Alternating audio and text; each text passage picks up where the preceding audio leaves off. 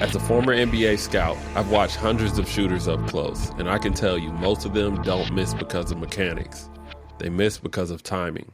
There's a big difference between a clean catch and shoot and a shot where a defender's hand gets there a split second early. That early high hand, that little bit of pressure, can take a 40% shooter and turn him into a 25% shooter overnight. And one of the best examples of that is Desmond Bane. I'm Anthony Goods, the Stanford gentleman and former NBA scout, and today we're breaking down one of the best shooters in the game, Desmond Bane. This is the final episode of the shooting series, and I saved Desmond Bane for last because he's not just an elite shooter. He's a complete basketball player that happens to shoot the ball at an elite level. So let's get into it. Desmond Bane shot 39% from three on the season and shot 47% on uncontested attempts in Memphis last season. Like all the other shooters in this video, he's deadly if you don't get a hand up. On shots contested with a late high hand, he shot the best of the group at 42% from three. Bane's shot profile is a little in between Steph and Duncan in that Bane is more of a dynamic shooter than Duncan with his higher volume of off-the-dribble three-pointers, but it's obviously less off-the-dribble three-pointers than Steph. But regardless of the shot type, 42% is an elite in-game percentage, even if the contests were slightly late. This is why he's one of the best shooters in the world. But now let's see the impact the early high hand can make on such an elite shooter. With an early high hand, Desmond Bane's percentage plummeted to 17% last season. That's a 25% difference in simply getting a hand up earlier. You can literally collapse an elite shooter's efficiency if and only if you can get an early high hand to contest. With dynamic shooters, this could be a bit difficult because you have to worry about them attacking off the dribble as well as on the catch. But if you have it at the top of mind, it can really be disruptive. And for context, a lot of NBA teams teach the early high hand in their defensive philosophy. Early high hand. Early high hand. As soon as I'm going to VP, put the ball down. Great shit. Awareness. As soon as I see that, boom! I'm leaving right there. He's seeing my hand early. Otherwise, he's going to tee you up. All right? Take it back down. Now let's talk about Bane's movement shooting. Like most elite shooters, Bane doesn't get many easy looks. Defenders chase him, top lock him, and make him work for every shot. About 40% of his attempts come on the move, and he still shoots 38% from the field. About 40% of his attempts come on the move, and he still shoots 38% from three on these movement attempts. That's impressive when you consider how much ball handling he does and how much fatigue factors in.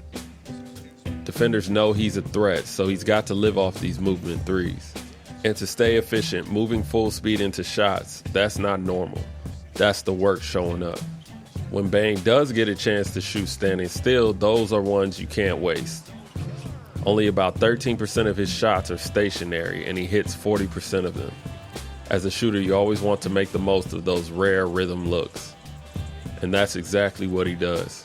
For comparison, that's right on par with Steph's stationary percentage and a touch below Duncan Robinson.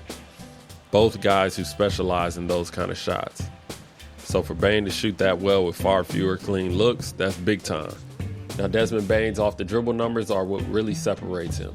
A touch over 52% of his total attempts come off the dribble, and he still shoots 36% on those. That's a heavy workload for any shooter, and it's proof he's not just a spot-up guy.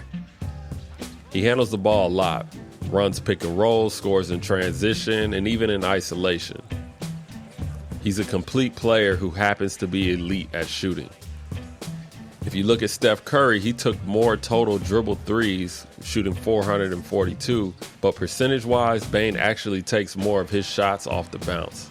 That shows you how much creation responsibility he carries. He's a shooter that can initiate offense, not just finish plays. Now the next part is where you see how defense affects rhythm. When Bane has to take an extra action like a pump fake, jab, or hesitation, his efficiency drops to about 25%. So if you're defending him, that's the goal. Make him think, make him hesitate, make him counter. The more decisions he has to make before his release, the lower his percentage goes. And that's usually the case for most elite shooters. That's why defenses try to run them off the line. And it's the same story with bad passes. When the delivery is off or late, his percentage drops from 40% down to about 27%. That's not just him, that's every shooter. You throw off the rhythm, you throw off the result. A bad pass is basically a built-in contest. That's why coaches teach ball pressure and pass contests on defense. Over the years, I had the opportunity to spend a lot of time with Desmond Bane in the gym, and outside of Klay Thompson, he's probably the best shooter that I've seen up close. I always had a feeling Bane would be special. During the draft process, an NBA executive texted me asking who were some of the best players that I had seen in the draft. I started telling him about Desmond Bane, and then he asked where would I draft him, and I told him late first. I think he's the best shooter in the draft. And his response was, wow. Obviously now in hindsight, he was worth more than a late first round pick, but he was definitely the best shooter in that draft. And I remember there was a point in time where I saw Desmond Bane and Duncan Robinson shooting in the same week. And somebody asked me who the better shooter was. And I said, I might be tripping, but I think Bane shoots it better. I guess we can look at the stats and see where they're at now, but both guys are elite shooters, and it's been dope to see them both up close. He's evolved into exactly what I thought he'd become. He's a complete player that can pass, he can shoot, plays with IQ, and he's one of the best shooters in the world. Now that he's in Orlando with a lot more talent around him, I think we're going to see a different version of him this season. I wouldn't be surprised if this is one of his best years. But that wraps up my shooting series. I appreciate y'all for watching. Again, I'm Anthony Goods. I appreciate the support.